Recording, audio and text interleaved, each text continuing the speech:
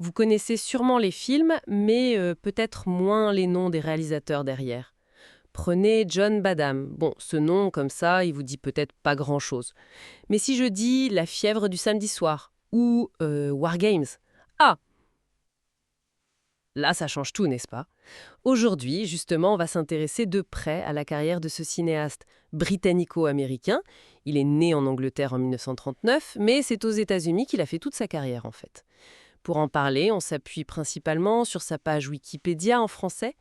L'idée, c'est de retracer un peu son parcours, ses débuts à la télé qu'on connaît moins souvent, puis évidemment son explosion au cinéma, son retour plus tard au petit écran et même son travail d'enseignant.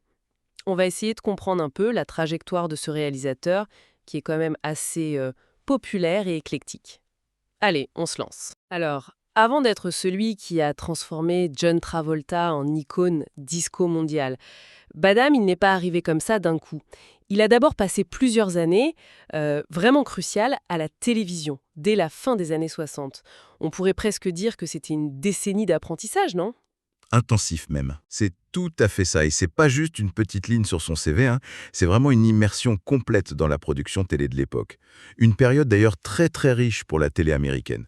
Il a touché à des gens hyper variés, il a bossé sur des séries qui cartonnaient à l'époque. On peut citer des séries policières bien connues comme Canon ou Les rues de San Francisco, mais il a aussi fait du fantastique avec Night Gallery, la série de Rod Serling, tu vois, le créateur de la quatrième dimension. Il a même réalisé un épisode de Kung Fu. C'était un phénomène à l'époque. Cette diversité, franchement, elle est assez frappante. Donc une vraie école pour apprendre à être polyvalent, j'imagine, savoir être efficace, s'adapter vite à différents styles, différentes contraintes. Exactement. La télé à cette époque, c'était souvent ça. Des budgets pas énormes, des délais très courts, et puis il fallait livrer quelque chose qui accroche le public tout de suite. Badham, il a dirigé des épisodes pour The Bold Ones, Polystory, et il a fait aussi des téléfilms qui ont bien marché, comme Isn't It Shocking ou Zolo en 74. D'ailleurs, Zolo a gagné un Emmy Award. Ah oui, quand même. Oui, une des plus grosses récompenses de la télé US. Ce qui est fascinant, c'est de voir comment toute cette expérience intense a dû forger son style. On peut imaginer que c'est là qu'il a appris à raconter une histoire de manière très directe, très visuelle, et à maîtriser différents tons. Ça lui a servi énormément pour la suite. Et la suite, c'est le cinéma. Il fait le grand saut au milieu des années 70. Son premier film pour le grand écran, c'est en 1976, Bingo. Le titre complet, c'est The Bingo Long Traveling All Stars and Motor Kings, une comédie dramatique sur le baseball à l'époque de la ségrégation. Intéressant, mais c'est vraiment l'année suivante, en 77, que sa carrière bascule complètement, avec un film qui va devenir culte, un vrai marqueur culturel. La fièvre du samedi soir. Saturday Night Fever. Ah là, c'est un raz de marée. Le film, évidemment, il cristallise l'explosion du disco, ça c'est sûr. Mais il fait beaucoup plus que ça. Badham, il arrive à capter quelque chose de l'air du temps. L'énergie, les rêves d'évasion, mais aussi les frustrations sociales de cette jeunesse ouvrière de Brooklyn. C'est pas juste une suite de clips, hein. Il y a un vrai regard, presque documentaire parfois, sur ce milieu. Et puis, il y a Travolta, bien sûr, la révélation. Et cette BO. Phénoménal. Un phénomène mondial, oui. Pour Badham, c'est la reconnaissance immédiate, massive. Il montre qu'il sait mélanger le réalisme social, le drame intime et des scènes musicales explosives. Après un succès pareil, ça doit mettre une pression énorme. On aurait pu penser qu'il allait essayer de refaire la même chose, mais non. Il prend tout le monde à contre-pied. Dès 1979, il sort une adaptation de Dracula, avec Frank Langella, une version assez sombre, très gothique et étonnamment romantique. Et puis, on arrive aux années 80. Et là, sa filmographie devient, waouh, particulièrement riche et variée. C'est vraiment la décennie où il touche à tout et souvent avec un succès fou. Absolument. Après un drame plus intimiste en 80, C'est ma vie, après tout, qui parlait d'un sujet lourd, l'euthanasie.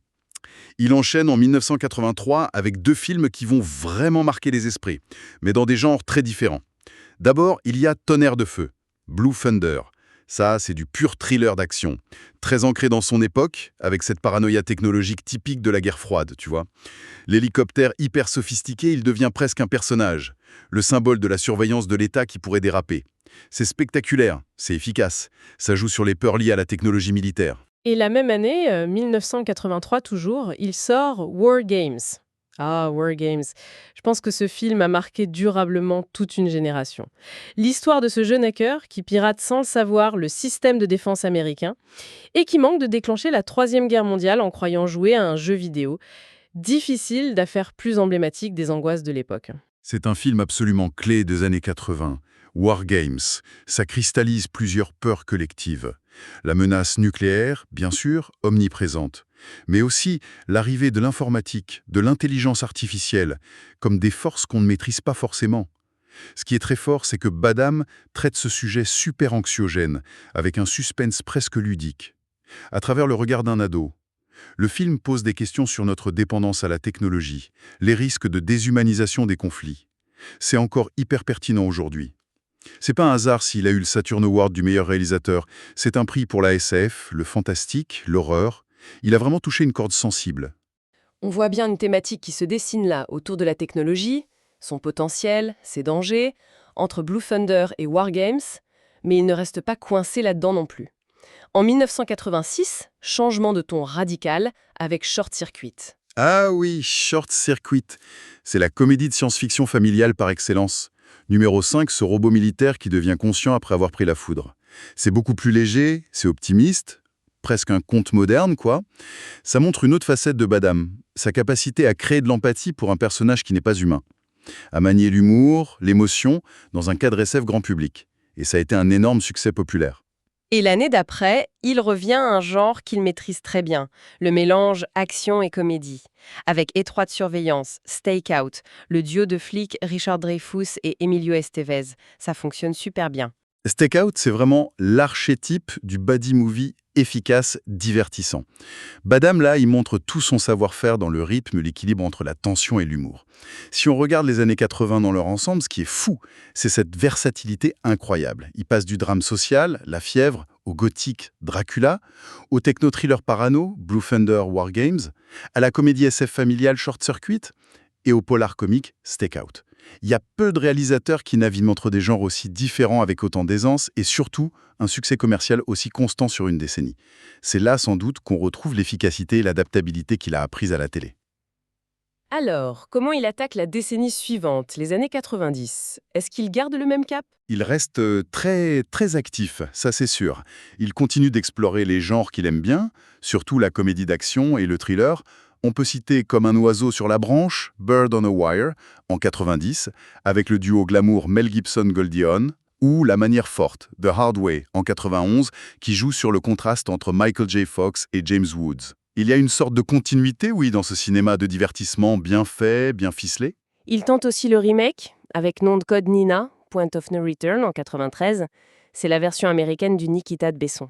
C'est souvent un exercice risqué, ça. Oui, et c'est intéressant de le voir s'y frotter à un succès européen récent. Il reprend aussi la formule de Stakeout avec une suite, Indiscrétion assurée, Another Stakeout, la même année, puis il enchaîne avec des films d'action plus purs, Drop Zone, dans le milieu du parachutisme, ou le thriller en temps quasi réel, Meurtre en suspens Nick of Time, avec Johnny Depp, et enfin Incognito, un thriller sur des faussaires d'art. Donc, une production toujours bien remplie. Mais peut-être que ces films-là ont laissé une trace moins forte dans l'imaginaire collectif que ces grands succès des années 70 et 80 ? C'est possible, oui. Le paysage du cinéma changeait aussi beaucoup dans les années 90. Peut-être que ces films de cette période, même s'ils étaient souvent efficaces, professionnels, ils collaient moins à l'ère du temps, où la concurrence était différente. Mais en tout cas, ça montre qu'il avait une constance. Il savait livrer des films de genre bien calibrés pour le grand public. Il restait un réalisateur fiable pour les studios. Et après Incognito en 97, et un dernier film qu'on trouve listé sous cinéma, mais avec une mention TV, Road Movie ou Floating Away en 98, on voit un virage assez net dans sa carrière. On a l'impression qu'il retourne à ses premières amours, la télévision. Il travaille sur des séries très différentes, souvent saluées par la critique ou très populaires. On peut donner quelques exemples pour se rendre compte de l'étendue de son activité ? Bien sûr. Alors, il a réalisé des épisodes pour des séries aussi variées que le polar très sombre et intense The Shield, la série de super-héros Heroes, à ses débuts, la comédie policière Psy, Enquêteur malgré lui, il en a fait plusieurs épisodes d'ailleurs, mais aussi des séries comme Esprit criminel. La série d'action Nikita, la version série cette fois, le gros succès fantastique Supernatural, là il a signé presque 10 épisodes, ou encore des séries de l'univers DC comme Arrow. Et plus récemment, la série fantastique Siren. C'est assez impressionnant de voir cette longévité et cette capacité à s'intégrer dans ce qu'on appelle le nouvel âge d'or des séries télé. Après avoir connu un succès pareil au cinéma, il n'a pas disparu des radars, quoi. Il a juste changé de terrain de jeu principal. Exactement. Ça montre une adaptabilité vraiment remarquable. Il a su utiliser son expérience, son efficacité, au service de formats narratifs différents, souvent plus centrés sur le développement des personnages sur la longueur. Et ce n'est pas tout. En même temps qu'il réalisait pour la télé, il s'est aussi tourné vers autre chose, la transmission. Ah oui, c'est vrai. Depuis 2005, il enseigne le cinéma à l'Université de Chapman en Californie. Il partage son énorme expérience avec les futurs cinéastes. C'est intéressant aussi de noter, pour la petite histoire, qu'il vient d'une famille de cinéma. Sa sœur, c'est Marie Badham, l'inoubliable petite scout dans Du silence et des ombres, le classique To Kill a Mockingbird. Et il a été marié un temps à l'actrice Jen Speck. Si on essaie de prendre un peu de recul, le parcours de John Badham est vraiment fascinant. Il incarne une sorte de professionnalisme hollywoodien très accompli. Une formation solide, variée à la télé, qui lui donne des bases techniques et narratives très fortes. Une explosion au cinéma avec des films qui ont non seulement cartonné, mais qui ont aussi capturé l'esprit de leur époque, en traversant les genres avec une aisance folle.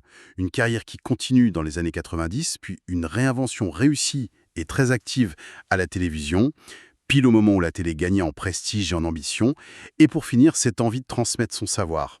C'est une trajectoire vraiment complète qui couvre plusieurs décennies d'évolution majeure de l'industrie audiovisuelle américaine.